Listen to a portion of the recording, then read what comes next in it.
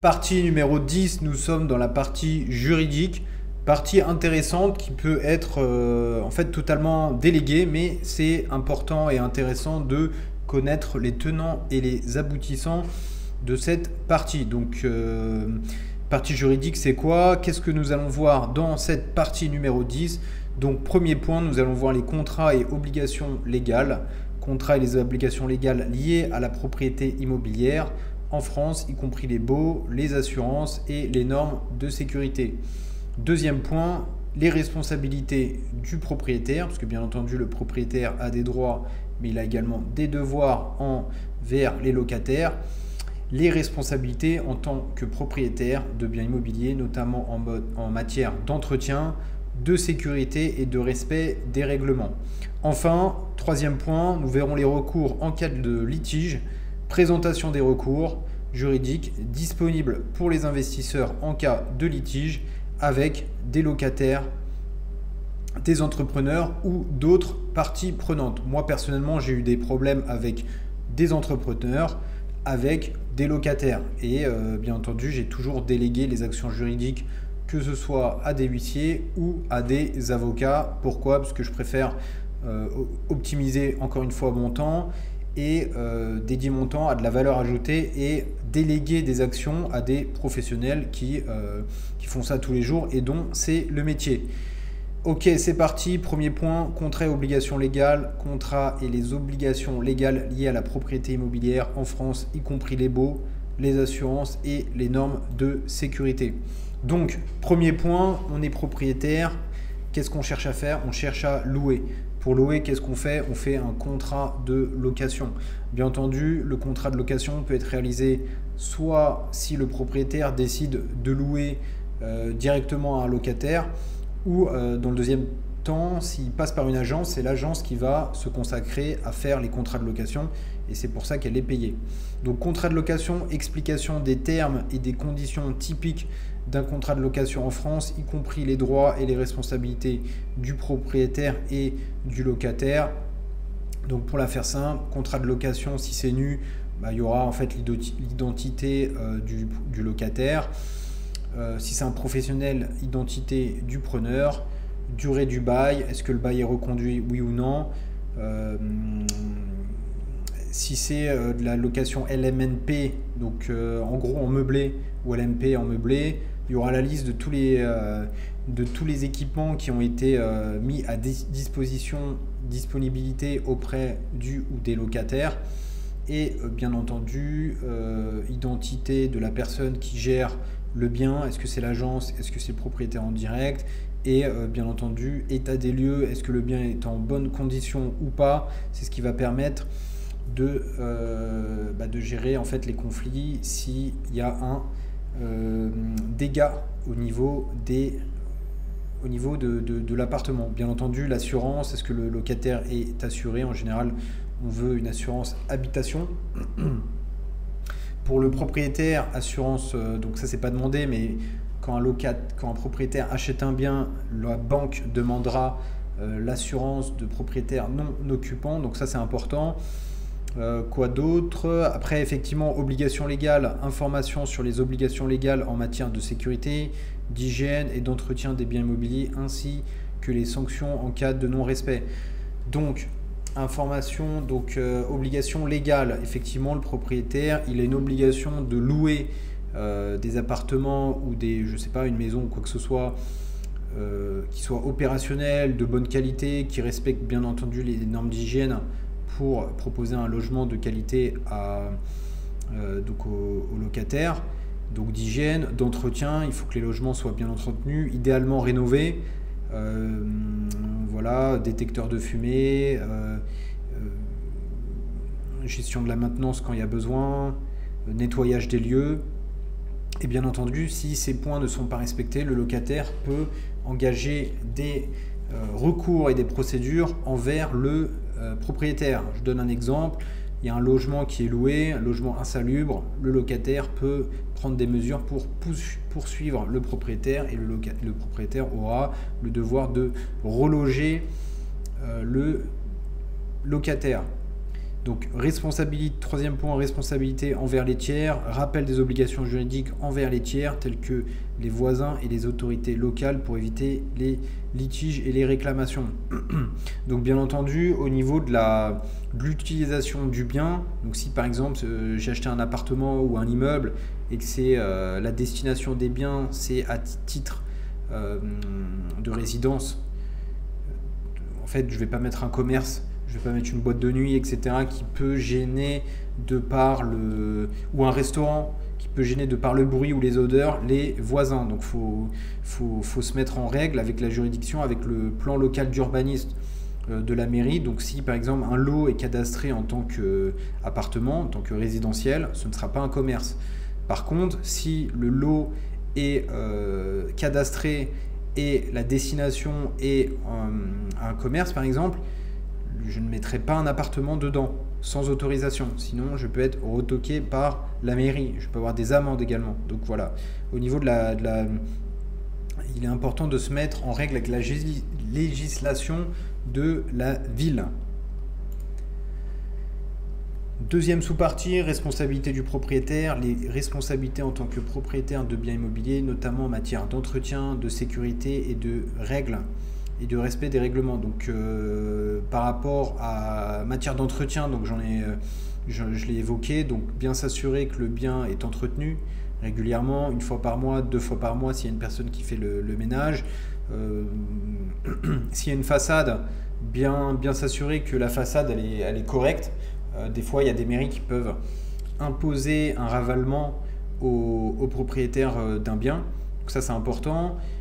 Sécurité, respect des règlements, donc sécurité, voilà, j'en ai parlé, c'est bien d'avoir dans chaque appartement, voire même dans les parties communes, des détecteurs de fumée qui permettent en fait de signaler aux locataires la présence de fumée, d'un début d'un incendie qui permettra la sécurité des locataires. Donc entretien et réparation, description des obligations du propriétaire en matière d'entretien régulier, de réparation des équipements et des installations de la propriété. Donc dans un premier temps, entretien des parties communes si on est propriétaire d'un immeuble et bien entendu réparation des équipements des appartements de tous les locataires. C'est-à-dire que s'il y a un locataire demain qui a un problème de ballon d'eau chaude, qui a un problème de chauffage, qui a un problème je sais pas, moi j'ai déjà eu le cas d'un plafond qui s'est effondré, donc bien entendu il faut réagir et c'est au propriétaire de réagir.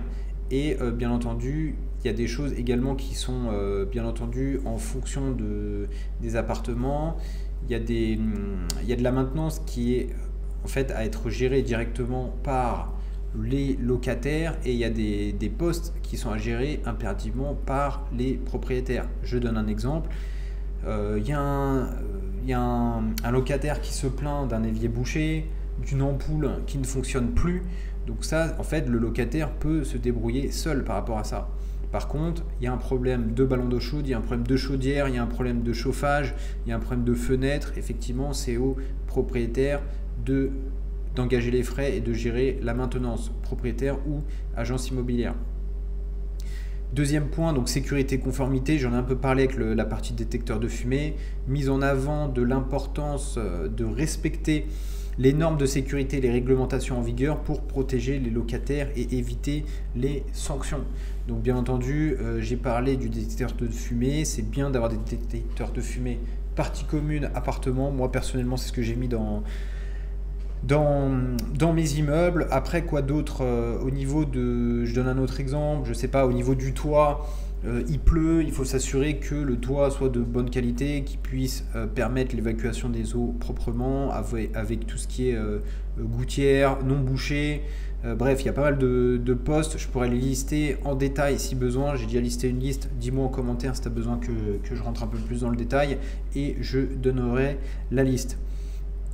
Et troisième point, gestion des conflits, la résolution efficace des conflits entre le propriétaire et les locataires en favorisant la communication et la médiation amiable.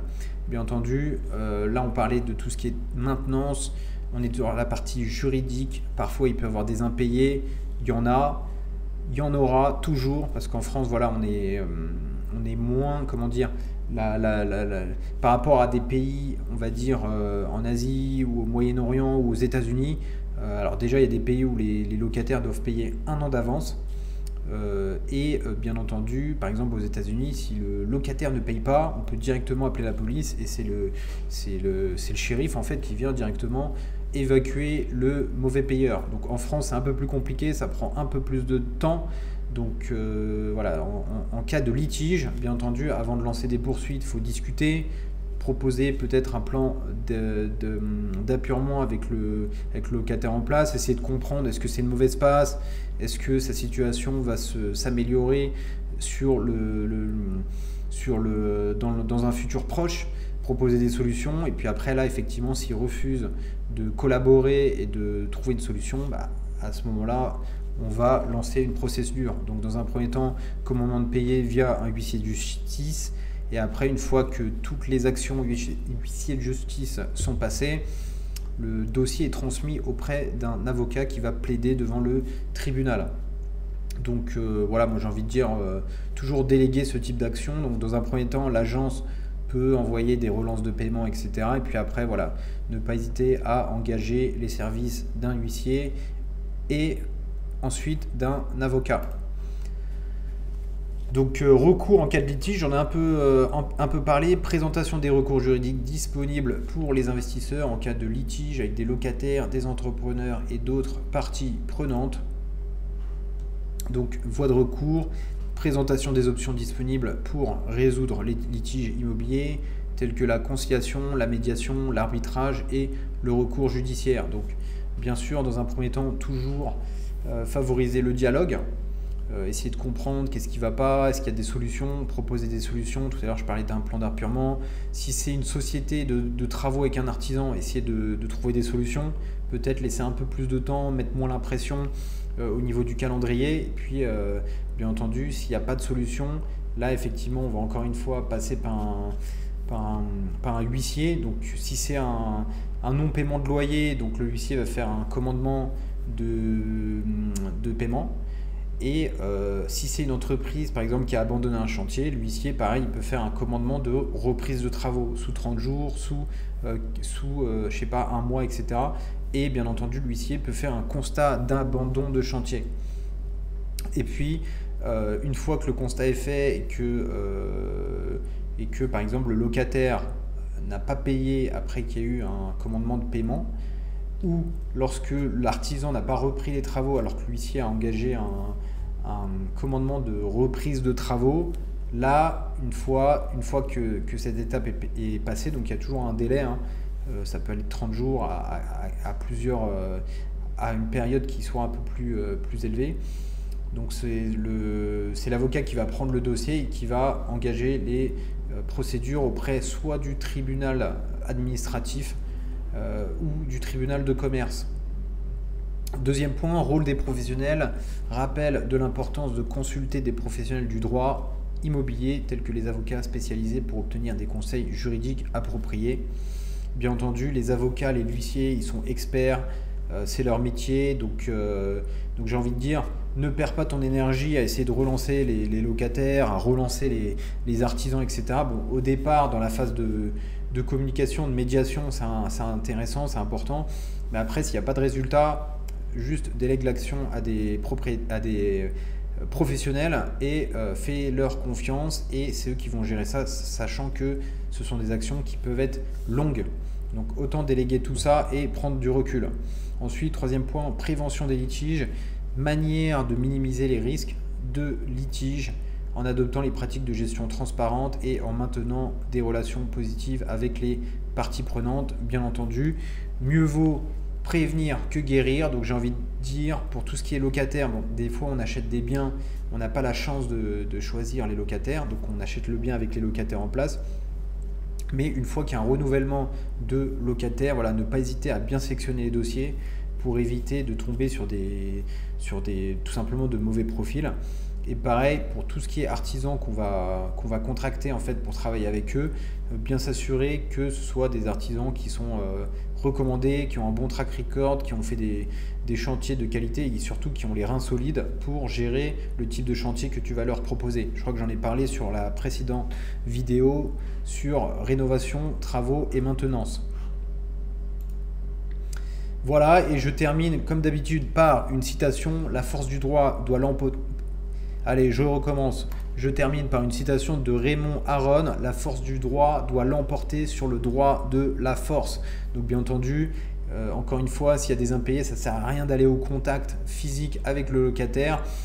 On engage un huissier de justice, on engage un avocat, on laisse la procédure aller jusqu'au bout, jusqu'à la condamnation, et une fois qu'on a la condamnation, on peut faire une saisie, par exemple attribution.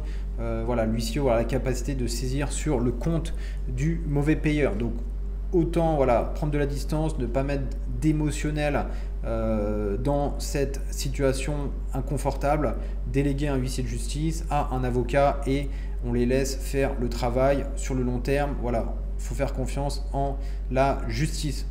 Comme d'habitude, do something great, fais quelque chose de bien. N'hésite pas à liker cette vidéo, à t'abonner à la chaîne et si tu as le moindre commentaire, comme d'habitude, tu le mets. N'hésite pas à le mettre en commentaire et je me ferai un plaisir de te répondre. Et je te dis à bientôt dans la partie numéro 11.